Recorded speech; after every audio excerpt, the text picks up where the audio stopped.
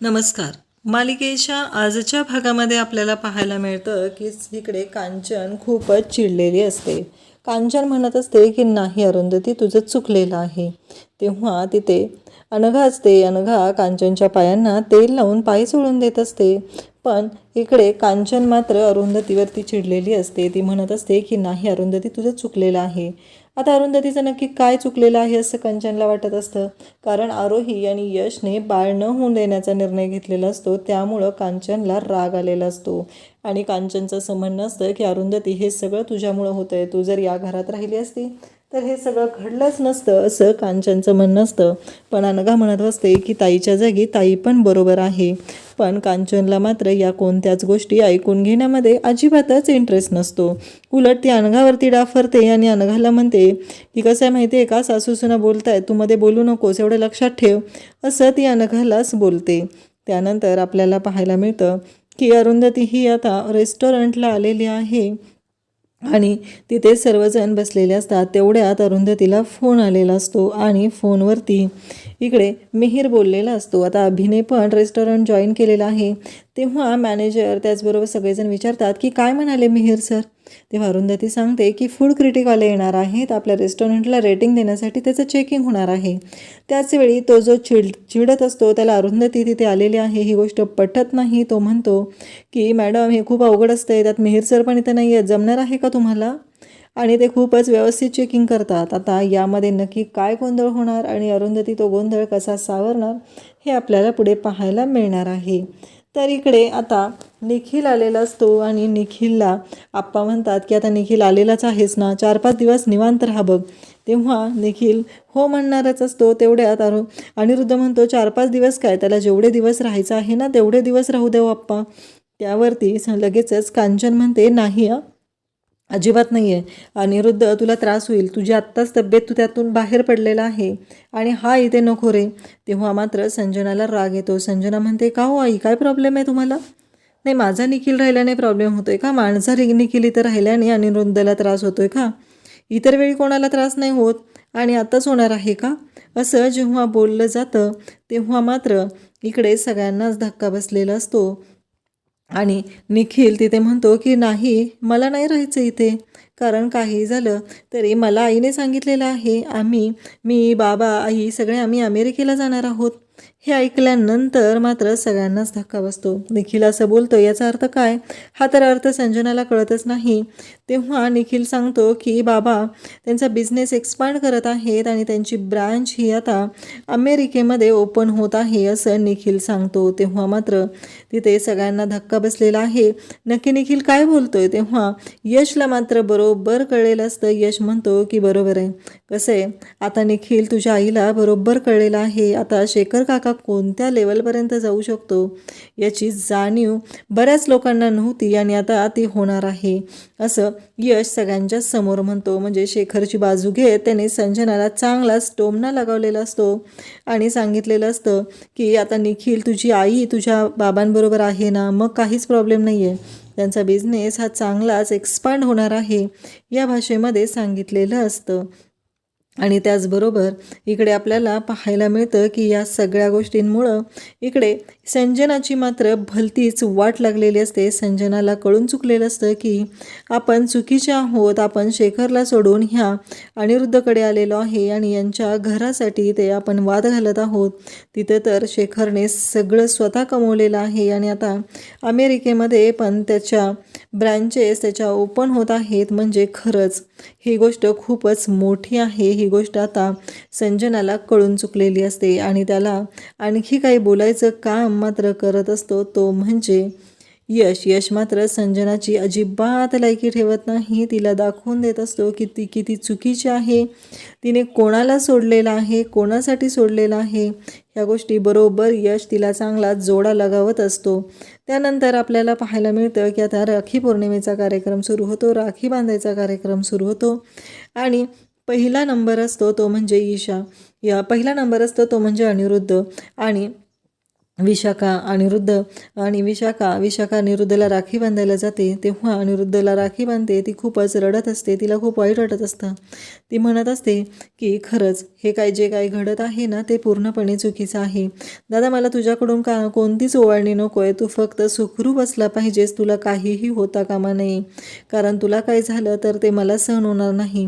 एक तर बघितलंस ना, हा तिकडे जाऊन बसलेला आहे अविनाश, आणि तो पण अविदादा पण त्याच्याशी फोनवर बोलणं पण अवघड होत आहे असं म्हणत ती रडत असते. तेव्हा अनिरुद्ध म्हणतो की हे बघ, मी ठणठणीत बरं आहे, मला काही होणार नाही आहे, काळजी करू नकोस तू, असं विशाखाला तो सांगत असतो. त्यानंतर आपल्याला पाहायला मिळतं की आता राखी बांधायला पुढे जाते ते ईशा ही सगळ्यांना राखी बांधण्यासाठी समोर आलेली असते. तिथे यश, त्याचबरोबर अभि आणि निखिल सर्वजण राखी बांधण्यासाठी बसलेले असतात. त्याचवेळी आपल्याला पाहायला मिळतं की ती अभिला राखी बांधते आणि त्यानंतर निखिलला राखी बांधायला जाते, पण यशला ती राखी बांधत नाही. त्यावेळी तिथे सगळेजण असतात, सगळेजण पाहत असतात, आत्ता तरी बांधेल किंवा तिची नौटंकी सुरू झाली आहे असं सगळ्यांना वाटत असतं. परंतु इथे घडत असतं ते म्हणजे वेगळंच. अरुंधती म्हणते, ईशा, तू यशला राखी बांधणार नाही आहेस का? त्यावरती ईशा म्हणते, नाही बांधणार, मला त्याला राखी बांधायची नाही, कारण माझ्या भावाचं कोणतंही कर्तव्य तो करत नाही, तो नेहमी चुकीचा वागतो. तेव्हा अरुंधती म्हणते, तुझ्यासाठी तो जेलमध्ये गेलेला आहे, खऱ्या अर्थाने त्याने तुझं रक्षण केलेलं आहे, आणि आज तू काय सांगतेस की तो भावाचं कर्तव्य पूर्ण करत नाही आहे? त्यानं तुझ्यासाठी कोणती गोष्ट केलेली नाही आहे ते सांग बरं मला. असं म्हणत अरुंधती तिच्यावर वैताग ओरडायला सुरुवात करते, कारण तर खऱ्या अर्थाने यशने हे इथे ईशाचं रक्षण केलेलं असतं, तिच्यावरती जे काही प्रसंग ओढवलेला असतो त्यामुळं यशमुळंच तेव्हा ती त्या प्रसंगातून सावरलेली असते आणि हे सगळं घडलेलं असतं. परंतु ईशाने आता स्पष्टपणे नकार दिलेला असतो आणि सगळेजण ईशाला ओरडत असतात, पण ईशा मात्र ऐकून घ्यायला तयार नसते. त्याहीपेक्षा अरुंधतीला राग आलेला असतो, म्हणून अरुंधती बोलत असते. त्याचबरोबर राग आलेला असतो तो म्हणजे इकडे आरोहीला पण ईशाचं हे जे काही वागणं आहे ते अजिबात पटलेलं नसतं, कारण ईशा ही चुकीची वागत आहे या गोष्टीची जाणीव घरातील सगळ्यांना असते. हे सगळं ईशा मुद्दाम करत आहे, कोणाच्या तरी इन्फ्लुएन्स खाली येऊन करत आहे असं सगळ्यांना वाटत असतं, पण ईशा चुकीची वागत आहे याबद्दल मात्र सगळ्यांनाच राग आलेला असतो. त्यानंतर आपल्याला पाहायला मिळतं की यश म्हणतो की आई जाऊ दे, तिला नाही बांधायची राखी ना, नाही बांधू दे. कसं आहे, जबरदस्ती कोणतंही नातं आपल्याला तिच्यावरती लादायचं नाही, यश हे स्पष्टपणे बोलतो आणि यश सगळ्यांच्या समोर तिला दाखवून देतो की ती किती चुकीची आहे. पण ईशा एवढी मूर्ख असते की तिला जराही अक्कल नसते आणि तिचं वागणं हे चुकीच्या पद्धतीनं चाललेलं असतं. हे सगळं घडत असतं आणि त्यानंतर अरुंधती म्हणते की थांब यश, आणि असं म्हणत अरुंधती ही यशच्या जवळ जाते आणि त्याला राखी बांधायला जाते आणि त्याला म्हणते की मी आहे ना, मग काळजी करायची काही गरज नाही. आणि मग अरुंधती यशला राखी बांधते आणि त्याला सांगते की हे घे, मी बांधले ना राखी, मग कोणत्याही गोष्टीची काळजी करू नकोस तू, असं ती यशला सांगते. त्यानंतर अनघा लगेच जाते आणि अनघा म्हणते की मी पण बांधणार आहे यश राखी, कारण अनघा ही प्रत्येक वर्षी न चुकता यशला राखी बांधत असते, कारण अनघाला सख्खा भाव नसतो, पण यश हा सख्ख्या भावापेक्षा पण अनघासाठी खूप मोठा असतो आणि अनघासाठी तो सगळं मनापासून करत असतो. या गोष्टी घडत असतात. त्यानंतर आपल्याला पाहायला मिळतं की अनघा ही यशला राखी बांधते आणि यशला म्हणते की हे घे, आणि यशला ती भराभर नुसते पेढे खाऊ घालत असते. यश म्हणतो अगं बास बास, पण अनघा मात्र ऐकतच नसते. अनघा म्हणते दे आधी दे, असं म्हणत तो म्हणतो की अगं काय द्यायचं आहे ते तरी सांग. आणि मग अनघा म्हणते तू माझं गिफ्ट दे, जोपर्यंत तू गिफ्ट देत नाही, ओवाळणी देत नाही, तोपर्यंत तुला मी पेढे हे खाऊ घालणारच आहे. आणि अनघाने हे सर्व केल्यामुळं खरं तर तो वातावरणामध्ये एक हलकेपणा आलेला असतो. ईशाने जो राडा घातलेला असतो तो गोंधळ थोडासा मिटल्यासारखा झालेला असतो. त्यानंतर आपल्याला पाहायला मिळतं आरोही अभिला म्हणते की अभि दादा, मी बांधू का राखी तुम्हाला? कसं आहे, मला कोणी सख्खं भावंड नाही आहे ना, आणि मला असं वाटतं आहे की मी तुम्हाला राखी बांधावी. असं म्हणत आरोही राखी बांधण्यासाठी अभिकडे येते आणि अभिला राखी बांधते. अभिही तयार होतो आणि मग अभि ओवाळणीसाठी काही पैसे देतो. तेव्हा आरोही म्हणते नाही, याची काही गरज नाही. त्यावरती अभि म्हणतो की आता मला माहीत नव्हतं ना तू मला राखी बांधणार आहेस, पुढच्या वर्षी मी नक्की तुझ्यासाठी गिफ्ट घेऊन येईल. अनघा आणि आरोही दोघीही खुश झालेले असतात, दोघीही खुश असतात. घरातलं वातावरण हे छान झालेलं असतं आणि अशा पद्धतीने हा देशमुखांचा घरचा रक्षाबंधनचा कार्यक्रम होत असतो. आता लास्ट मेंबर असतो तो म्हणजे जानकी. जानकी ही निखिलला राखी बांधत असते आणि निखिलला राखी बांधण्यासाठी जानकी ही समोर येते. जानकीला अनघा आणि आरोही घेऊन येतात आणि त्या दोघीजणी जानकीला राखी बांधायला लावत असतात. हे सगळं खूप छान असं घडत असतं. परंतु ही जी संजना असते तिला हा आनंदाचा सोहळा तो एवढा आनंदात साजरा करूच द्यायचा नसतो. यामध्ये मिठाचा खडा टाकणार नाही तर ती संजना कोणती ना. आणि संजना तेच काम करते.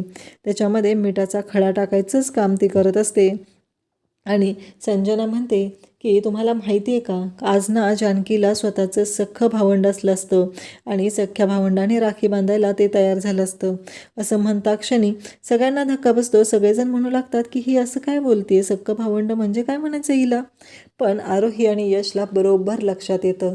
कारण हा सगळं जे काही घडत असतं ते कशासाठी घडतं, हे कशासाठी बोललं जाते हे मात्र आरोही आणि यशच्या दोघांच्याही लक्षात आलेलं असतं. तेव्हा अनिरुद्ध सर्वजण तिथं असतात.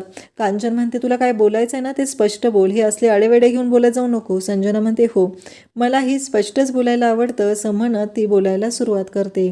आणि ती म्हणते की हो, मला ही स्पष्टच बोलायला आवडतं. आणि असं म्हणत ती समोर येते आणि म्हणू लागते की मला माहिती आहे, तुम्हाला सांगायचं असेल तर सांगते मी नक्की काय आहे ते. आणि ती बोलायला सुरुवात करते. ती म्हणते की कसं झालेलं होतं माहिती आहे का, की यश आणि आरोही काल रात्री कुठे गेले होते हे विचारलं का कोणी, आणि काल रात्री ते कशासाठी बाहेर गेले होते याची चौकशी केलेली आहे का कोणी. नाही, काल मीच सांगते आता स्पष्टपणे की यश आणि आरोही दोघंही काल गायनेकॉलॉजिस्टकडे गेले होते. आणि तिथे एक माझी मैत्रीण आहे, तिच्याकडून मला कळलं की हे दोघंजण ॲबॉर्शन करण्यासाठी गेले होते. आरोही ही आई होणार आहे, यश हा बाबा होणार आहे. आणि असं तुम्हीच म्हणता ना आई, देशमुखांच्या घरामध्ये कोणतीही गोष्ट लपवून ठेवली जात नाही. मग ही गोष्ट कशी काय लपून राहिली, ही गोष्ट का सांगितली नाही. तेव्हा अरुंधती म्हणते की आरोही, यश काय ऐकतोय मी. तेव्हा आरोही सांगायला सुरुवात करते, हो आई, कसं आहे मी अनाथाश्रमात वाढलेली आहे. मला माहिती आहे हो, माझ्या इतकं कोणालाच कळणार नाही की आईबाबांचं प्रेम काय असतं ते. पण काल आम्ही जेव्हा हॉस्पिटलला गेलो होतो तेव्हा डॉक्टरांकडून आम्हाला सल्ला घ्यायचा होता, त्या गोष्टीसाठी आम्ही गेलो होतो. आम्हाला असं वाटायला लागलं की माझं शिक्षण पूर्ण झालेलं नाही, यशही अजून सेटल नाही, तर बाळाची जबाबदारी आम्हाला झेपेल का, या सगळ्या गोष्टींचा विचार आम्ही करत होतो. कारण आम्ही कितीतरी अशी मुलं पाहिलेली होती जी आश्रमात आणून सोडली जातात आणि त्या बिचाऱ्या बाळांना कोणीही सांभाळायला नसतं आणि त्यांचे आईवडील त्यांना अर्ध्यावर सोडून देतात. ही गोष्ट मला माझ्या बाळाच्या बाबतीत होऊ द्यायची नाही.